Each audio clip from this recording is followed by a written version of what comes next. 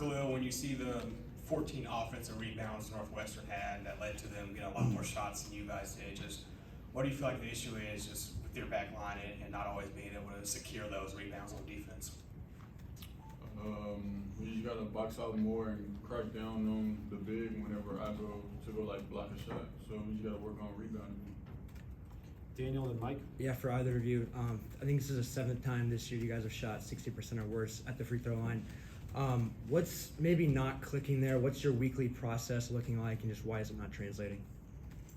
Yeah, I mean, we shoot a lot of free throws in practice because, you know, the coaches and we obviously see that that's something that we can get better at. So, I mean, I think it's just, it all comes down to confidence and just the mentality you approach the line with. So I think it's much more mental than physical. We get the reps in throughout the week, and we have been all season. So, you know, we just got to step up and knock them down with confidence.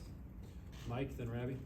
Yeah, Coach Woodson said you guys missed out on a lot of the 50-50 balls. I mean, did you feel that for some of the game the urgency wasn't there for you guys? I mean, did you feel like you needed to, you know, last 5 or so minutes, but needed to have that urgency earlier in the game?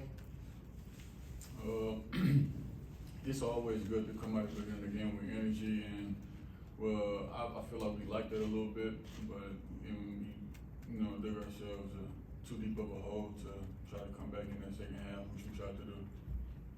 Ravi, and then we'll go back row. For both of you guys, 0.8 points per possession the first half, only 12 points first 11 minutes. What do you feel is wrong with the offense? I think it's just the pace that we run it with. You know, obviously, those last four minutes, we were pushing the ball, we were running everything with pace, and you know, we have athletic, quick guys that can make plays. So, you know, I think it's just having a consistent pace, and we need to do it from the jump instead of just waiting until our backs are against the wall. Right here, and then we'll wrap with Mike Schumann. Gabe, 11 turnovers, 8 of them in the first half. Do you think that was more of a product of Northwestern's defensive pressure, or was it just not making the right decisions? Yeah, I think a little bit of it was, you know, they pressure the ball, and you know, they're very well coached, so you know, they're on top of scouting stuff. But I also think you know, sometimes we got a little bit passive in the first half compared to the second half. We were much more aggressive and, you know, not on our heels as much. When you're on your heels, you make poor decisions that lead to turnovers. Last question, Mike. Gabe, Boo Boo, he probably had one of his least efficient games today. You had that matchup a lot. I know you guys switched a lot too, but how do you feel like you did in that matchup? Do you feel like you kind of grew up as a defender in this game a little bit?